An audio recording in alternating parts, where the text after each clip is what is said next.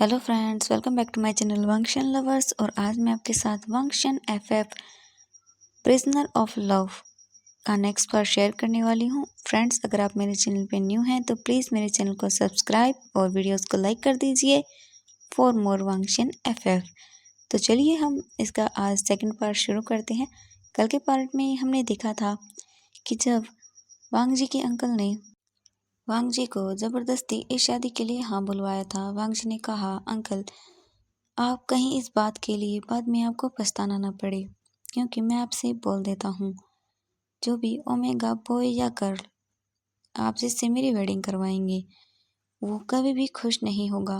और इसकी वजह आप होंगी कि आपने एक ओमेगा की लाइफ बिल्कुल डिस्ट्रॉय कर दी है। जब वांग जी के अंकल ने ये सुना तो उन्होंने सोचा कि वांग जी बस ऐसे ही मजाक कर रहा है, वो ऐसा किसी के साथ नहीं करेगा। लेकिन वांग जी ने तो पूरा अपने मन में सोच लिया था कि वो उस ओमेगा को बिल्कुल डिस्ट्रॉय कर देगा। इसके बाद हमें दिखाया जाता है, जब मॉर्निंग को वी यिंग अपने बेड पे सो रहा था तभी उसे अपने गाल पे एक सॉफ्ट टच फील होता है। वी यिंग अपने रैबिट तूजी को हक करते हुए और उसे सुलाते हुए बोलता है, तूजी प्लीज मुझे थोड़ी देर और सोने दो।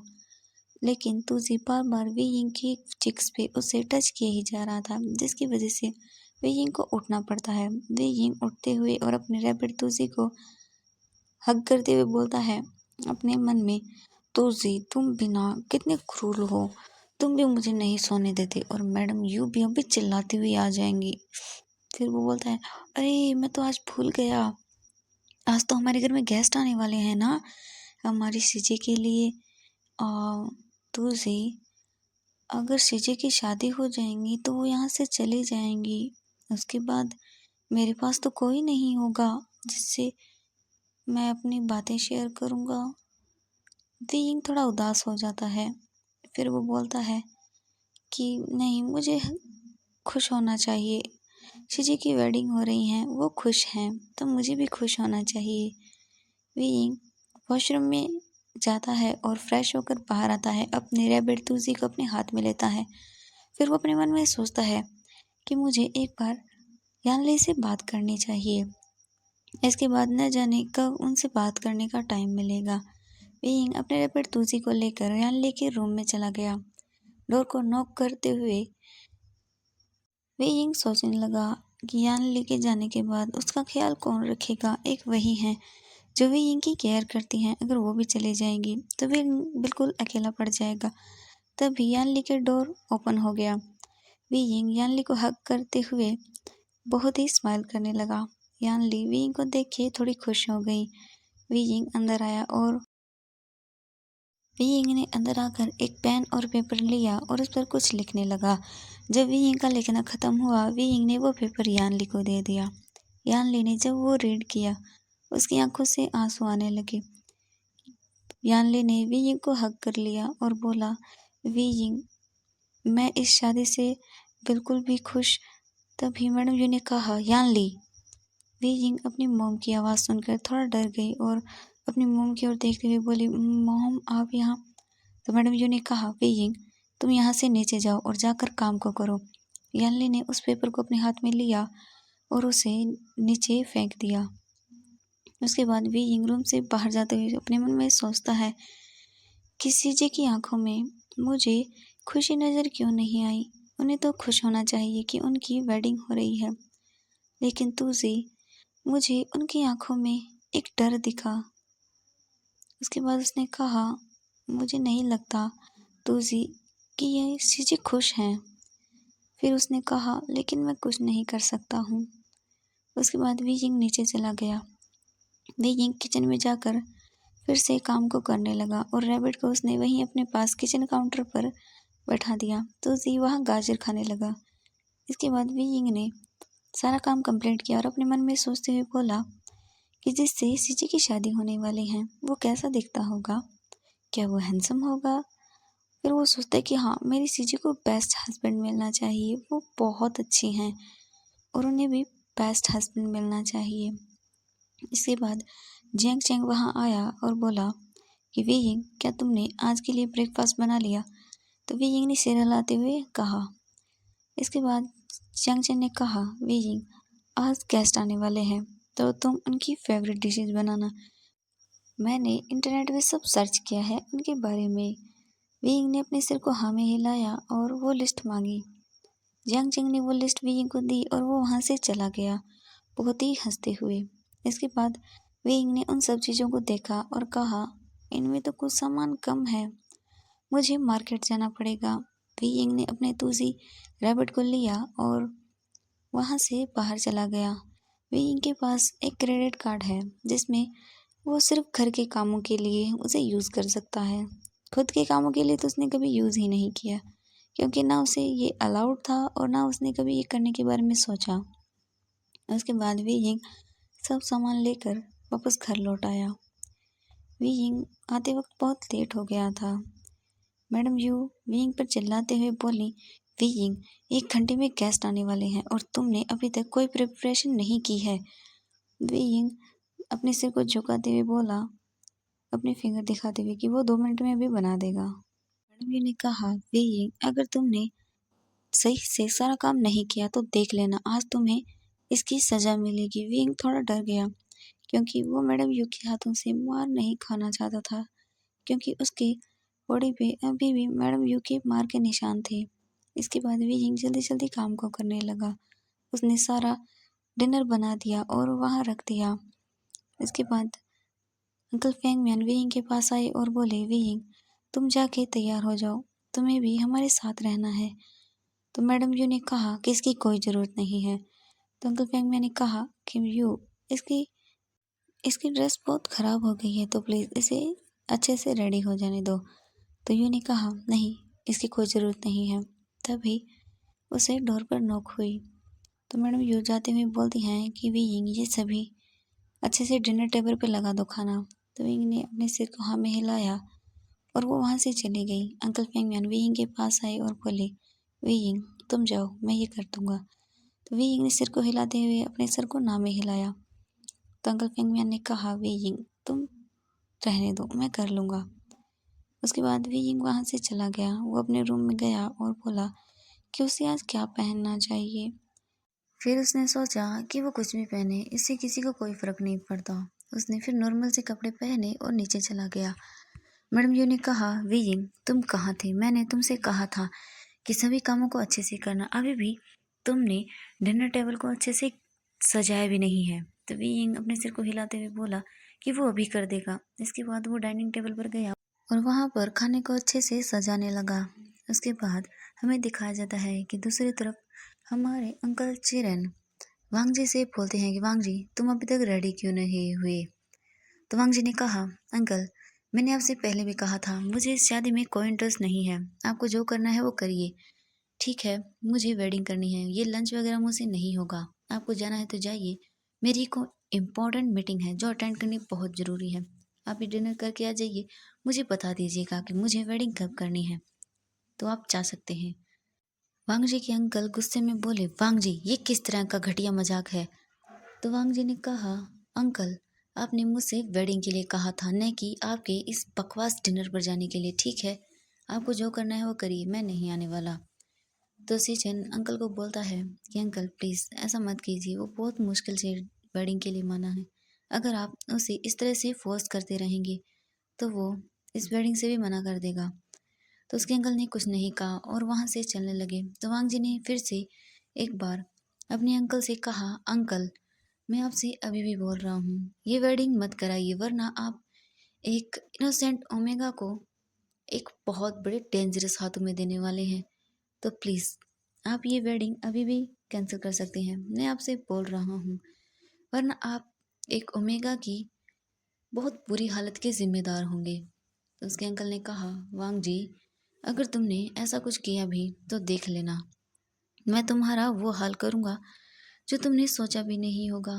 तो वांग जी स्माइल करते हुए बोला कि अंकल आप नहीं मानेंगे, आपको लगता है मैं मजाक कर रहा हूँ, लेकिन आपको मेरी बातों में यकीन नहीं होगा। कोई बात नहीं, जब वेडिंग होगी तब आप खुद ही देख लेना मैं आपके उस ओमेगा का क्या हाल करता हूँ। उसकी हिम्मत कैसी हुई मेरे साथ वेडिंग करने की, वो तो मैं आपको बाद में बताऊंगा अंकल कि मैं क्या करने वाला हूँ। ये बोलकर वांग जी स्माइल करने लगा। उसके अंकल वहाँ से जाते हुए अपने मन में सोचते हैं कि वांग जी, मैं तुम्हारे लिए एक अच्छा ओमेगा लेके आ रहा हूँ, जिससे तुम थोड़ा चेंज हो जाओगे और इससे प्यार भी करोगे।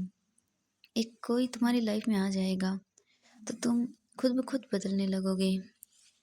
इसके बाद लैन चेरन और लैन सेचन दोनों ही कार में बैठकर यांग्स फैमिली के मेंशन जाने के लिए निकल गए और वहाँ दूसरी तरफ वांग जी अपने रूम में बैठा हुआ था और वाइन पी रहा था। वो अपने मन में सोचते हुए बोला, तुम जो भी हो, अभी इस वेडिंग से मना कर दो, वरना तुम्हारे साथ बहुत बुरा होने वाला है। तुम एक हेल के अंदर रहने वाले हो, तो इससे पहले कि तुम्हारी लाइफ में मैं आऊँ, तुम मुझे अपनी लाइफ से दूर कर दो।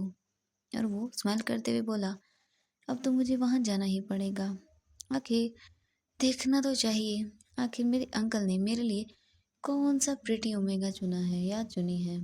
इसके बाद वांग जी खड़ा हुआ और रेडी होकर कार में बैठकर अपनी बॉडीगार्ड से बोला कि चलो, और वो भी जियांग मैंशन। तो वो बॉडीगार्ड बोले, जी सर। इसके बाद हमें दिखाया जाता है कि हमारा वी यिंग वहाँ सभी कामों को अच्छे से कर कर अपने रूम की ओर जाने लगा। तो मैडम यू ने उससे कहा कि वी यिंग, यहाँ पे डाइनिंग टेबल पर रखने के लिए अच्छे फ्लावर्स नहीं हैं, तो तुम जाओ गार्डन से और फ्लावर्स लेके आओ। तभी डोर पे बेल भी बजने लगी। मैडम यू बेल बजने की वजह से नीचे जाते हुए बोली कि गेस्ट आ गए हैं। इसके बाद वो डोर को ओपन करती हैं जहाँ सेचन और चेरन खड़े हुए थे। लेन चेरन और सेचन दोनों ही घर के अंदर आते हैं। मैडम यू और चियांग फैमिली पूरी उन्हें अच्छे से ग्रीट करती हैं। इसके बाद वो सब वहाँ सोफे पे बैठकर एक दूसरे से बातें करने लगे और दूसरी तरफ वी यिंग वहाँ गार्डन में फ्लावर्स को इकट्ठा करने में लगा रहा। उसके कपड़े भी बहुत खराब हो गए थे।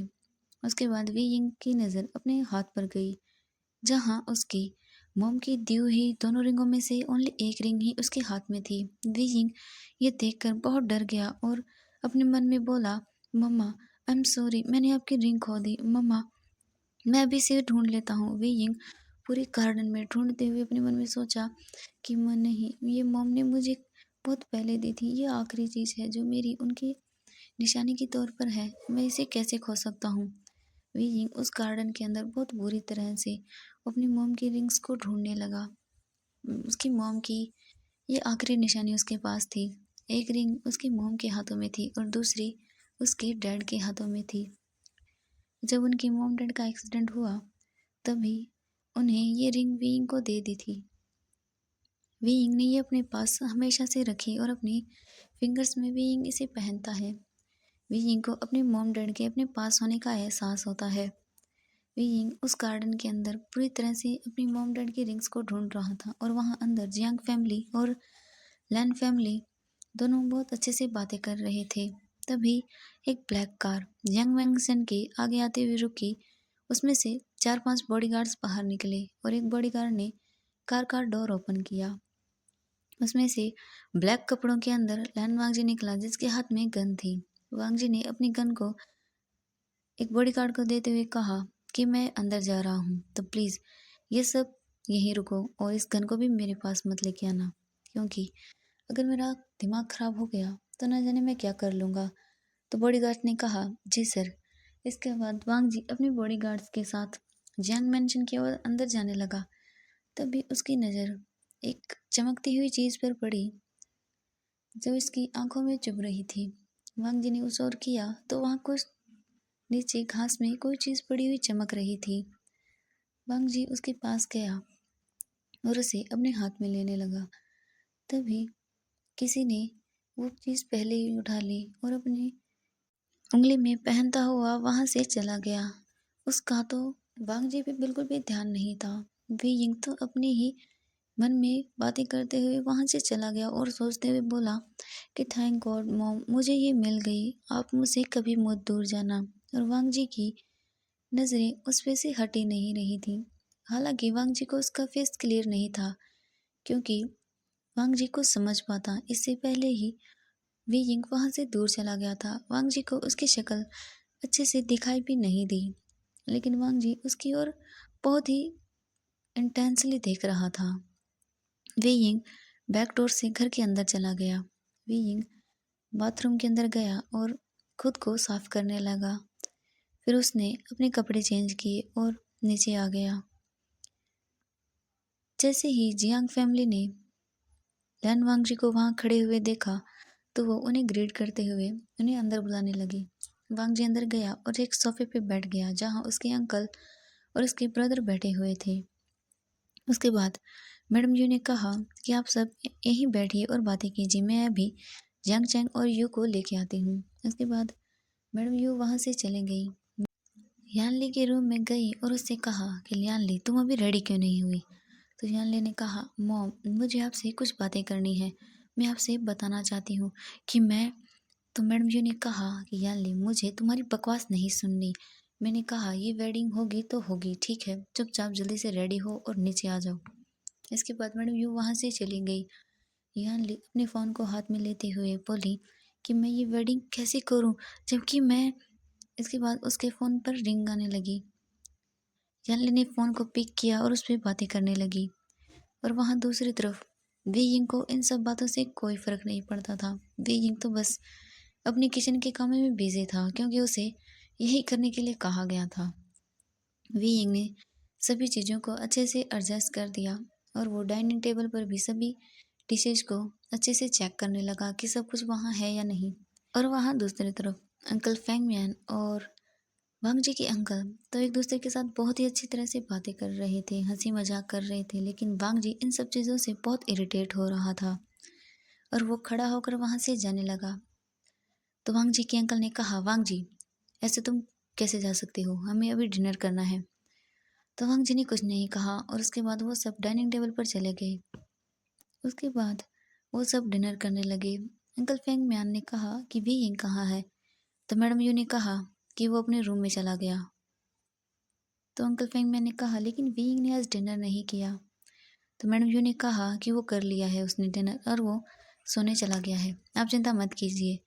तो हमें दिखाया जाता है कि थोड़ी देर पहले क्या हुआ। जब वी यिंग यानली के कमरे में गया तो उसने यानली को रोते हुए देखा। वी यिंग अपनी सिस्टर के पास गया, उन्हें हक कर लिया। यानली बहुत रो रही थी लेकिन वी यिंग कुछ भी नहीं कर सकता था। उसके बाद यानली वी यिंग को हक करते हुए बोली कि वी यिंग मैं ये सब। वी यिंग को यानली सब बताने लगी। वी यिंग वो सब सुनकर शॉक हो गया और उसने सीजे को हक कर लिया। तभी मैडम यू वहाँ आई और उसने कहा कि यानली ये तुमने क्या किया, तुमने जानती हो कितनी बड़ी गलती की है। उसने कहा वी यिंग अपने रूम में जाओ। वी यिंग ने जाने से मना कर दिया और वो अपनी सीजे को और भी ज़्यादा हक करने लगा। तो मैडम यू ने वी यिंग को पकड़ा और उसे उसके रूम में ले गई और उसे काफ़ी मारा भी। उसके बाद वी यिंग अपने बेड पर वहीं लेटा रहा और आंखों से आंसू बहाता रहा और अपने मन में बोला सीजे ये आपके साथ गलत हो रहा है, प्लीज़ सीजे आप संभालिए अपने आप को, प्लीज़ मैं तो ऐसा नहीं कर सकता हूँ, प्लीज़ आप मेरी सीजे के साथ ऐसा क्यों कर रही हैं। वो वी यिंग बहुत ज़ोर ज़ोर से रोने लगा और उसने अपने रैबिट तूजी को हग किया और बोला कि ये सब क्या हो रहा है, प्लीज़ मेरी सीजे के साथ ऐसा नहीं होना चाहिए। उसके बाद हमें दिखाया जाता है कि अंकल फेंग मियान ने कहा कि ठीक है अगर वी यिंग सो गया है तो।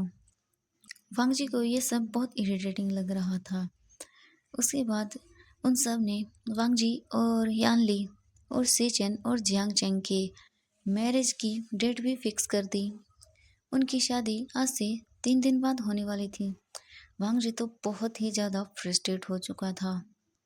उसके बाद यानली अपने रूम में चली गई और वो जल्दी से वी यिंग के रूम में गई और डोर को ओपन किया जहाँ वी यिंग सो गया था। उसने वी यिंग के सिर पे हाथ रखा और कहा I am sorry Wei Ying, मेरी वजह से तुम्हारे साथ ये हुआ है, I am sorry Wei Ying, please मुझे माफ़ कर देना। और वो वी यिंग के उन चोट पे दवाई को लगाने लगी और बोली वी यिंग प्लीज़ मुझे माफ़ कर देना मेरे भाई, कि मेरी वजह से तुम्हारे साथ ये हुआ। यानली वी यिंग के रूम से चली गई और लैन वांग जी और उसके अंकल वो सब भी अपने घर आ गए। वांग जी अपने रूम में आया और ज़ोर से चिल्लाते हुए बोला कि क्या वो ओमेगा गर्ल वांग जी ने कहा कि वो मुझे तो बिल्कुल भी हैंडल नहीं कर पाएगी और अंकल इस लड़की से मेरी शादी कैसे करवा सकते हैं। ओह नो, मैं तो सोच के हैरान हो रहा हूँ कि इस बेचारी इनोसेंट सी लड़की का हाल क्या होने वाला है। इसके बाद हमें दिखाया जाता है कि सीचेन तो बहुत खुश था कि उसकी लाइफ में एक इतना अच्छा ओमेगा आने वाला था। सीजन को तो जियांग चेंग पसंद था और अंकल भी बहुत खुश हो रहे थे।